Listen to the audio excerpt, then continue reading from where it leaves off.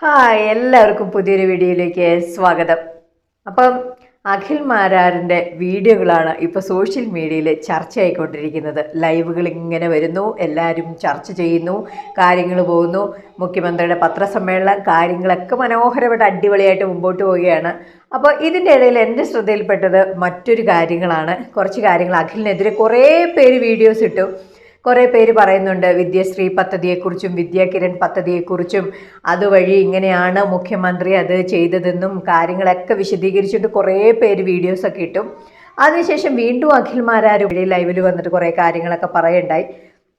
അപ്പം ഈ വീഡിയോ ഇട്ടവരോട് പറയുന്നത് ശരിയാണ്, നിങ്ങൾ പറഞ്ഞത് 100% ശരിയാണ്. ഞാനിട്ട ഇതിനു മുമ്പിട്ട വീഡിയോയുടെ താഴെ വന്ന് കുറേ പേര് ചേച്ചി നിങ്ങൾ കാര്യങ്ങൾ മനസ്സിലാക്കാതെയാണ് സംസാരിക്കുന്നത് എന്ന രീതിയിൽ സംസാരിക്കേണ്ടത്. വിദ്യാശ്രീ പദ്ധതിയും വിദ്യാകിരൺ പദ്ധതിയും രണ്ട് പദ്ധതിയാണ്, അതാദ്യം നിങ്ങൾ മനസ്സിലാക്കൂ എന്നൊക്കെ പറഞ്ഞ് കുറേ പേര് കമൻറ്റ് രൂപേണ അറിയിച്ചു. അതുപോലെ കുറേ പേര് അഖിൽ മാരാറിൻ്റെ വീഡിയോ എടുത്തിട്ടും പറയുന്നുണ്ടായിരുന്നു ഇത് രണ്ട് പദ്ധതികളാണ്, നിങ്ങൾ അത് മനസ്സിലാക്കി സംസാരിക്കൂ എന്ന് പറയുന്നത്. അത് ഞാൻ 100% നിങ്ങളോട് യോജിക്കുകയാണ്. കാരണം ഇത് രണ്ട് പദ്ധതി തന്നെയാണ്, കറക്റ്റായിട്ട് ശരിയാണ്. വിദ്യാശ്രീ പദ്ധതി എന്നതും വിദ്യാകിരൺ പദ്ധതി എന്നതും രണ്ട് തരം പദ്ധതി തന്നെയാണ്, കറക്റ്റ് തന്നെയാണ്. അത് തന്നെയാണ് അഖിൽമാരാരും പറഞ്ഞത് തന്നെ, ഇത് രണ്ട് പദ്ധതിയാണ്. വിദ്യാശ്രീ പദ്ധതിയും വിദ്യാകിരൺ പദ്ധതിയും രണ്ടും സംയോജിച്ച് സാമ്പത്തികമായി പിന്നോക്കം നിൽക്കുന്ന കുട്ടികളെ സഹായിക്കണം എന്നും പറഞ്ഞുകൊണ്ട് KSFE വഴി ലാപ്ടോപ്പ് വാങ്ങി എന്നാണ് മുഖ്യമന്ത്രി കൃത്യമായിട്ട് പറയുന്നത്. അതിനെയാണ് അഖിൽമാരാർ ചോദ്യം ചെയ്യുന്നത്. അത് തന്നെയാണ് നമ്മളും പറഞ്ഞ കാര്യങ്ങൾ. അതുകൊണ്ട് തന്നെ നിങ്ങൾ മനസ്സിലാക്കൂ, നിങ്ങൾ പറഞ്ഞ് കറക്റ്റ് തന്നെയാണ്. വിദ്യാശ്രീ പദ്ധതിയും വിദ്യാകിരൺ പദ്ധതിയും രണ്ട് പദ്ധതി തന്നെ, കറക്റ്റ്. പക്ഷേ മുഖ്യമന്ത്രി പറഞ്ഞത് എന്താണ്? വിദ്യാശ്രീ പദ്ധതിയും വിദ്യാകിരൺ പദ്ധതിയും സംയോജിച്ച് KSFEയുടെ കയ്യിൽ നിന്ന് കുറച്ച് ലാപ്ടോപ്പ് വാങ്ങി കുട്ടികൾക്ക് സൗജന്യമായി കൊടുത്തു എന്നാണ് പറയുന്നത്. അങ്ങനെ പറയുമ്പോൾ കുറേ പേര് അതിൻ്റെ റിയാക്ഷൻ വീഡിയോ ഇട്ടത് എന്നാണ്, വിദ്യാകിരൺ പദ്ധതി ഫ്രീ ആയിട്ട് കുട്ടികൾക്ക് കൊടുത്തു, വിദ്യാശ്രീ പദ്ധതി മുഖാന്തരമാണ് ലോണിനായിട്ട് കൊടുത്തത് എന്ന് പറയുന്നു. എന്നാൽ കയറ്റിൻ്റെ ഒരു മാനേജിങ് ഡയറക്ടർ ഈ സോഷ്യൽ മീഡിയ വഴി വേറൊരു പോസ്റ്റ് കൂടെ ഇട്ടു. അതോടൊപ്പം തന്നെ അതും അഖിൽമാരാറിൻ്റെ ലൈവിൽ പറയുന്നുണ്ട്. അദ്ദേഹം ഇട്ട പോസ്റ്റ് ഇതാണ്. എങ്ങനെയാണ് ഈ ലാപ്ടോപ്പ് എന്ന് പറഞ്ഞ സാധനം ലൈബ്രറിയിൽ കുട്ടികൾക്ക് ബുക്സ് എങ്ങനെ എടുത്തിട്ട് വീട്ടിൽ കൊണ്ടുപോകാം എന്ന് പറയുന്നത്, അല്ലെ എങ്ങനെ ഉപയോഗിക്കാം എന്നതുപോലെയാണ് ലാപ്ടോപ്പും കൊടുത്തത് അന്ന് പറയുന്ന പോലെ. അപ്പോൾ കുട്ടികൾ പേരവിടെ എഴുതി വെച്ച്, നമ്മളും അങ്ങനെയൊക്കെ ചെയ്തതാണ് സ്റ്റുഡൻ്റ് ആയിരുന്നപ്പം. പേരെഴുതി വെച്ചിട്ട് നമുക്ക് ആവശ്യമുള്ള ബുക്ക് കളക്ട് ചെയ്യുക, സ്കൂളിലിരുന്ന് വായിക്കുക, ഇല്ല എങ്കിൽ വീട്ടിൽ കൊണ്ടുപോകാം, ഇന്ന ദിവസത്തിനുള്ളിൽ അതിന് പർട്ടിക്കുലർ ഡേയ്സ് ഉണ്ടാവും, ആ ഡേയ്സ് കഴിയുമ്പോൾ നമ്മൾ തിരിച്ചു കൊണ്ടേ കൊടുക്കണം എന്ന രീതി പദ്ധതിയാണ് ആവിഷ്കരണം ചെയ്തേ എന്നും പറയുന്നു.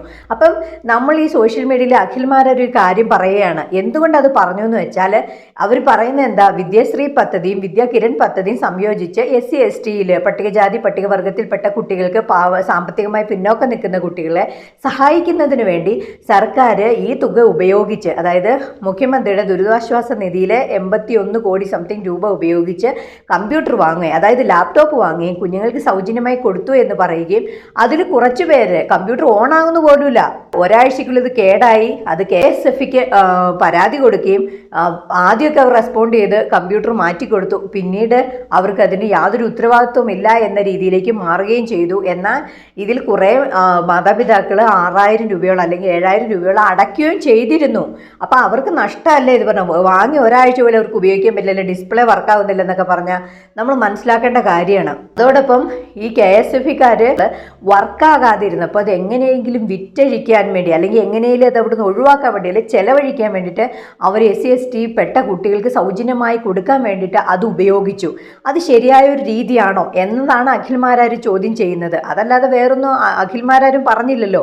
എന്തുകൊണ്ട് അങ്ങനെ ചെയ്തു, ആ സാധുക്കളെ എന്തുകൊണ്ട് പറ്റിച്ചു, എന്തിന് ആ ദുരിതാശ്വാസ നിധിയിലെ ക്യാഷ് അങ്ങനെ ഉപയോഗിച്ചു, അത് ദുർവിനിയോഗം ചെയ്തു എന്നത് മാത്രമാണ് അഖിൽമാരാർ ചോദിച്ചത്. അപ്പോൾ എല്ലാവരും അതിനെ ന്യായീകരിച്ചുകൊണ്ട് പറയുന്നുണ്ട് വിദ്യാകിരൺ പദ്ധതി മുഴുവൻ ഫ്രീ ആയി കൊടുത്തു, വിദ്യാശ്രീ പദ്ധതി വേറെയാണ്, അതാണ് ഇതാണെന്നൊക്കെ പറയുന്നുണ്ട്. അപ്പം നിങ്ങൾ ആദ്യം മനസ്സിലാക്കുക, മുഖ്യമന്ത്രി കൃത്യമായിട്ട് പത്രസമ്മേളനത്തിൽ പറയുന്നത് അങ്ങനെ തന്നെയാണ്. ലാപ്ടോപ്പ് വാങ്ങാൻ KSFEക്ക് നൽകിയ തുകയാണ്. കുടുംബശ്രീ പ്രവർത്തകരുടെ വിദ്യാർത്ഥികളായ മക്കൾക്ക് ലാപ്ടോപ്പ് വാങ്ങാനുള്ള വിദ്യാശ്രീ പദ്ധതിയും വിദ്യാകിരണം പദ്ധതിയും സംയോജിപ്പിച്ച് സർക്കാർ 81,43,00,000 രൂപ KSFEക്ക് നൽകി. ഇതുവഴി ആകെ 273 വിദ്യാർത്ഥികൾക്ക് ലാപ്ടോപ്പുകൾ ആ ഘട്ടത്തിൽ നൽകാനുമായി. ഇതാണ് വസ്തുത. അപ്പോൾ വിദ്യശ്രീ പദ്ധതിയും വിദ്യാകിരൺ പദ്ധതിയും സംയോജിച്ചാണ് കുട്ടികൾക്ക് സൗജന്യമായി ലാപ്ടോപ്പ് വിതരണം ചെയ്തത് എന്ന് മുഖ്യമന്ത്രി പറയുമ്പോൾ, മുഖ്യമന്ത്രിയെക്കാട്ടിലും വലിയ നോളജുള്ള ആൾക്കാർ വന്നിരുന്നിട്ട് പറയുകയാണ്, ചേച്ചി പറയുന്ന, അതായത് ഉത്തമ, നിങ്ങൾ പറയുന്നത് ശരിയല്ല, വിദ്യാകിരൺ പദ്ധതിയും വിദ്യാശ്രീ പദ്ധതിയും രണ്ടും രണ്ട് തരം പദ്ധതിയാണ്, നിങ്ങളത് ആദ്യം മനസ്സിലാക്കൂ എന്ന് കമൻ്റ് ഇടുന്നവരും അഖിൽമാരാറിനെ ട്രോൾ ചെയ്യുന്നവരും കുറ്റം പറയുന്നവരും മനസ്സിലാക്കുക, ഇത് രണ്ട് പദ്ധതി തന്നെയാണ് നിങ്ങൾ പറയുന്ന പോലെ. പക്ഷേ അവർ സംയോജിച്ച്, മുഖ്യമന്ത്രി അങ്ങനെ തന്നെയല്ലേ പറയണേ, അവർ സംയോജിച്ച് ഈ സഹായിക്കുന്നതിന് വേണ്ടി ചെയ്തു, അതാണ് വസ്തുത എന്ന് പറയുന്നു. അങ്ങനെയാണ്, എന്തിനാണ് അങ്ങനെ ചെയ്തേ? എന്നിട്ട് ഈ കുട്ടികൾക്കെല്ലാം കമ്പ്യൂട്ടർ ഉണ്ടോ കയ്യിൽ? ഇവർക്കെല്ലാം ലാപ്ടോപ്പ് ഉപയോഗിക്കാൻ പറ്റുന്നുണ്ടോ? ഇത് മേടിച്ചവരുടെ അവസ്ഥ എന്തായി? അതാണ് നമ്മൾ ചിന്തിക്കുന്നത്. ഇപ്പം ദുരിതാശ്വാസ ക്യാമ്പിലേക്ക് ഒരുപാട് സാധനങ്ങൾ കൊറോണ കാലത്തും വന്നു, ഇപ്പോഴും വയനാട്ടിലെ പ്രശ്നത്തിൻ്റെ പേരിലും വരുന്നുണ്ട്. ഇതൊക്കെ കൃത്യമായി അവരുടെ കൈകളിൽ എത്തണം, അതൊരു ദുർവിനിയോഗം ചെയ്യരുത് എന്ന് പറഞ്ഞുകൊണ്ടാണ് എല്ലാവരും വീഡിയോ ഇടുന്നത്. പക്ഷേ ഇതിനെ ന്യായീകരിച്ചുകൊണ്ട് കുറേ പേര് അങ്ങനെയല്ല ഇങ്ങനെയാണെന്ന് പറയുമ്പം നമ്മൾ മനസ്സിലാക്കേണ്ട കാര്യങ്ങൾ ഇത്ര മാത്രമേ ഉള്ളൂ. അപ്പം ഞാൻ പറഞ്ഞു വന്നത് ഇത്രയേ ഉള്ളൂ. നമ്മുടെ സർക്കാർ എങ്ങനെയൊക്കെ പോയാലും ജനങ്ങളെ ചൂഷണം ചെയ്യും, അഴിമതികൾ ഇനിയും നടക്കും, ഇനി ഇങ്ങനെ തന്നെ പോകും. അപ്പം ഇതിനൊരു മാറ്റം വരണം എന്ന് അഖിൽമാരാർ ആഗ്രഹിക്കുകയും അതിനെതിരെ പ്രതികരിക്കുകയും ചെയ്തു. അയാളെ സപ്പോർട്ട് ചെയ്തുകൊണ്ട് ഒരുപാട് ആൾക്കാർ വന്നു. ഇതുപോലെ തന്നെ ഒരുപാട് ആൾക്കാർ രംഗത്തിറങ്ങി സംസാരിക്കുകയും ചെയ്യുന്നുണ്ട്. എന്നാൽ ഇവരെ ആരും അത് ശ്രദ്ധിക്കുന്നില്ല. അഴിമതിയൊക്കെ അതിൻ്റെ വഴിക്ക് നടക്കുന്നുണ്ട്, മുക്കലും പൊക്കലൊക്കെ അതിൻ്റെ വഴിക്കേ നടക്കുന്നുണ്ട്. അപ്പോൾ നമ്മൾ മനസ്സിലാക്കേണ്ട കാര്യം, ഇവർ പറ്റിച്ചിരിക്കുന്ന ആരെയാണ്? കുഞ്ഞുങ്ങളെ തന്നെയാണ് ഇവർ പറ്റിക്കുന്നത്. ഈ പഠിച്ചു വളർന്നു വന്നിരിക്കുന്ന തലമുറയെ തന്നെ പറ്റിക്കുക എന്ന് പറയുമ്പോൾ ഇവരും ഇത് മനസ്സിലാക്കിക്കൊണ്ടല്ലേ വരുന്നത്. സർക്കാർ ഇങ്ങനെ കെട്ടിക്കിടക്കുന്ന സാധനങ്ങൾ, കൊക്കോണിക്സ് എന്ന് പറഞ്ഞാൽ എവിടെങ്ങാണ്ട് കിടക്കുന്ന സാധനമൊക്കെ സ്റ്റിക്കർ ഒട്ടിച്ച് കൊടുത്തു, അത് ഡിസ്പ്ലേ പോലും വർക്കാകത്തില്ല, ഇങ്ങനെയുള്ള സാധനങ്ങൾ ആ കുട്ടികൾക്ക് കൊടുത്തു. ഇവരും വളർന്ന് വേറൊരു, നമ്മുടെ ഇപ്പോഴത്തെ കുട്ടികൾ നാളത്തെ പൗരന്മാരെന്ന് പറയുന്ന പോലെ ഇവരും വളർന്നു വരുന്നതല്ലേ, ഇവർ കണ്ടും കേട്ടല്ലേ വളരുന്നത്. അങ്ങനെയുള്ള കുട്ടികളെ തന്നെ ഇവർ ആദ്യം പറ്റിച്ചു. എന്നിട്ട് തന്നെ സാമ്പത്തികമായി പിന്നോക്കം നിൽക്കുന്നവരെ പറ്റിച്ചു. എന്നിട്ട് കുടുംബശ്രീക്കാരുടെ കുട്ടികൾക്ക് ഞങ്ങൾ അത് ചെയ്യുന്നു ഇത് ചെയ്യുന്നു എന്നും പറഞ്ഞ് അവരെയും പറ്റിച്ചു. SC/ST പറ്റിച്ചു, സാധാരണ ജനങ്ങളെ പറ്റിച്ചു, ഇവരെ വോട്ട് ചെയ്തവരെ പറ്റിച്ചു, സകലമാന ജനങ്ങളെയും പറ്റിച്ചു. ഇനി എന്താണ്? വോട്ട് ചെയ്തവരുന്നില്ല, ചെയ്യാത്തവരുന്നില്ല, സകല ജനങ്ങളെയും പറ്റിച്ചു. ഇതാണ് പറഞ്ഞു വരുന്നത്. നമ്മളത് മനസ്സിലാക്കുക എന്നാണ് പറയുന്നത്, അല്ലാതെ നമ്മൾ ആർക്കും എതിരെ സംസാരിക്കുന്നതല്ല. നമ്മളത് മനസ്സിലാക്കി നമ്മുടെ പ്രശ്നങ്ങൾ പരിഹരിക്കണം. അതോടൊപ്പം തന്നെ സാധാരണ ജനങ്ങൾ, പാവപ്പെട്ട ജനങ്ങൾ, അവരുടെ അധ്വാനത്തിൽ നിന്ന് ഒരു വിഹിതമാണ് ഈ ദുരിതാശ്വാസ നിധിയിലേക്ക് കൊടുക്കുന്നത്. ആ പൈസ കൃത്യമായിട്ട് ഉപയോഗിക്കണം, അത് എത്തേണ്ട കയ്യിൽ എത്തണം എന്നതാണ് എല്ലാവരുടെയും ആഗ്രഹം. അല്ലാതെ ഇപ്പോൾ വയനാട്ടിലെ ജനങ്ങൾ ഒരു വീടാട്ടെ, അവർ കിടന്ന സ്ഥലം പോലും കാണാനില്ല. അങ്ങനെയുള്ള ജനങ്ങൾ, അവർ ശേഷിച്ച ആൾക്കാർക്ക്, അവർക്ക് ഇനിയും ജീവിക്കണം മുമ്പോട്ട്. അപ്പോൾ അവരുടെ കയ്യിലേക്ക് കാര്യങ്ങൾ എത്തണം എന്നുള്ള ആഗ്രഹം കൊണ്ടാണ് ഓരോരുത്തരും ഇത് പറയുന്നത്. അത് മനസ്സിലാക്കുക. അതല്ലാതെ ഏത് രീതിയിൽ ഞങ്ങൾ അഴിമതി ചെയ്യും, ഏത് രീതിയിൽ ഞങ്ങൾ തട്ടിപ്പ് നടത്തും, ഏത് രീതിയിൽ ഞങ്ങൾ വെട്ടിപ്പ് നടത്തും എന്ന് പറയുകയും അതിനെ ന്യായീകരിക്കുന്നവർ മനസ്സിലാക്കുകയും ചെയ്യണം. അവർ പറ്റിച്ചത് നിങ്ങളെയും കൂടിയാണ്, എന്നെയോ മറ്റ് അഖിൽമാരാറിനോ അല്ലെങ്കിൽ അഖിൽമാരാറിനെ സംബന്ധിക്കുന്ന ആൾക്കാരെയോ അല്ലെങ്കിൽ എന്നെ സംബന്ധിക്കുന്ന ആൾക്കാരെ മാത്രമല്ല.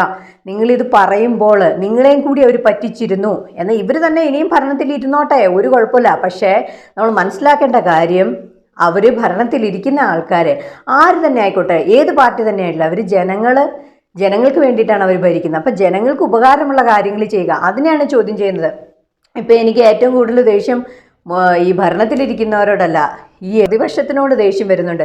അവരെന്തുകൊണ്ട് ഇത് ചോദ്യം ചെയ്യുന്നില്ല, അല്ലെങ്കിൽ അവരുടെ കണ്ണിൽ ഇത് എന്തുകൊണ്ട് പെട്ടില്ല? ഇതൊക്കെ നമ്മളെ ചിന്തിപ്പിക്കുന്ന എന്താണ്? ഇവർക്കും അതിൽ പങ്കുണ്ടോ എന്ന രീതിയിലേക്ക് നമ്മുടെ ചിന്തയും പോവും. അല്ലെങ്കിൽ എന്തുകൊണ്ട് ഇവർക്ക് ഇത് പ്രതികരിക്കാൻ കഴിയുന്നില്ല, എന്തുകൊണ്ട് ഇവരതിനെതിരെ ഒരു വാക്ക് പോലും പറയുന്നില്ല? പ്രതിപക്ഷ നേതാവായിക്കൊള്ളട്ടെ, പ്രതിപക്ഷത്തിലിരിക്കുന്ന ഒരു ആൾക്കാർ പോലും ഇതിനെതിരെ സംസാരിക്കുകയോ ഇതിനെതിരെ സംസാരിക്കാൻ വേണ്ടി മുന്നോട്ട് വരികയോ ചെയ്യാത്തടത്തോളം കാലം സാധാരണക്കാരുടെ മനസ്സിൽ എന്ത് വരും? ഇവർക്കും അതിൽ പങ്കുണ്ട്, ഇവരും അതിൽ നിന്ന് ഒരു വിഹിതം പറ്റിയിട്ടുണ്ട് എന്ന് ചിന്തിക്കും. അതാണ് കോമൺ ആയിട്ട് സംഭവിക്കുന്നത്. അത് സംഭവിക്കാതിരിക്കണമെങ്കിൽ ഇവർ ഒരാളെങ്കിലും പ്രതികരിക്കണം. ഒരാളെങ്കിലും പ്രതികരിച്ച് സംസാരിക്കുമ്പോൾ ആ ചിന്താഗതി മാറും, ജനങ്ങളുടെ ചിന്താഗതി മാറും. ജനങ്ങളുടെ ചിന്താഗതി ഓൾറെഡി മാറി. ഇപ്പം തന്നെ എല്ലാവരും കാര്യങ്ങൾ ഗ്രഹിച്ചുകൊണ്ടിരിക്കുകയാണ്. അതുകൊണ്ടാണ് പലരും പറയുന്നത് ഞങ്ങൾ ദുരിതാശ്വാസ നിധിയിലേക്ക് സംഭാവന ചെയ്യില്ല എന്ന് പറഞ്ഞാൽ. എന്നാൽ നല്ല കാര്യങ്ങൾ ചെയ്യുന്നുണ്ട്, ഇല്ല എന്നല്ല പറയുന്നത്. അപ്പോൾ അതിനെ ഇനിയും ദുർവിനിയോഗം ചെയ്യാതിരിക്കുക എന്തുകൊണ്ട് മാത്രമാണ് നമ്മളിങ്ങനെ വീഡിയോ ഇടുന്നത്. അപ്പം നിങ്ങൾക്ക് കാര്യങ്ങൾ മനസ്സിലായി എന്ന് വിചാരിക്കുന്നു. അതോടൊപ്പം നിങ്ങളുടെ അഭിപ്രായങ്ങളും നിർദ്ദേശങ്ങളും കമൻറ്റ് രൂപേണ അറിയിക്കുക. മറ്റൊരു വീഡിയോയുമായി ഉടനെ കാണാം. Bye bye.